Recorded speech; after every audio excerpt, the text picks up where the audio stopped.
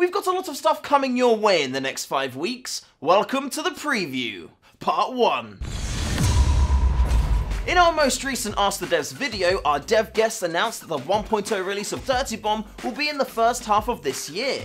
In the run-up to this, among having many others of course, we plan to have 2 updates over the next 5 weeks. One around the middle of the month, and the other in February. In this video, we're taking a look at some of what's to come in the first of these updates. As many of you know, one of the top issues we regularly get complaints about is that the game is pay to win, with the main aspect of that being locked characters and merc costs.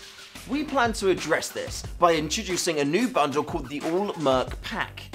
The All Merc Pack gives you all currently available mercs for the price of $39.99. Not just that, it will also give you all future mercs, and we're planning on releasing another 4 this year alone.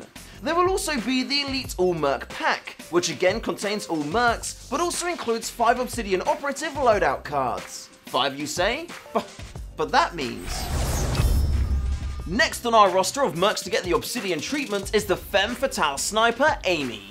She's donning the futuristic Covert Ops camo so she can sneak into position ready to strike on her target. When this hits the store, you'll be able to pick up the P81 Enhanced Sniper loadout card, featuring the PDP, Self-Stats 40 and Beckhill. There's only one Obsidian Operative loadout available this time round, as we have greater plans for the loadout card system, which will give you more flexibility and choice with your loadouts, but more to come on that at a later time. At the end of last year, as another way to counter the pay-to-win argument, we announced we'll be getting rid of Lead and Iron loadout cards, and that time is coming. The first phase of this change is stopping Lead and Iron cards from dropping in cases, and updating all default loadout cards to having 3 augments. Once the update goes live, you might not notice much difference, as your inventories and any cards you already have will stay as they are. As releasing Dirty Bomb 1.0 is a key focus for us in the first half of this year, our devs are working hard to make it the best it can be. To help them achieve this, we're extending Rank Season 4, so we can complete and polish new features and content. That being said, we are not abandoning any issues and we are not dropping support for Ranked in the slightest. In fact, we're planning on refreshing it with new rewards, feature improvements and bug fixes in a couple of updates time. And as a little thank you for your patience, this weekend you'll be earning bonus rank points when fighting for honour, victory and trinkets. For all of the info, check out the news post. WotC is back and they've put together their top 10 trick jumps for Castle. Most of them are easy, a couple are not so, but all of them are useful. So check it out and enjoy.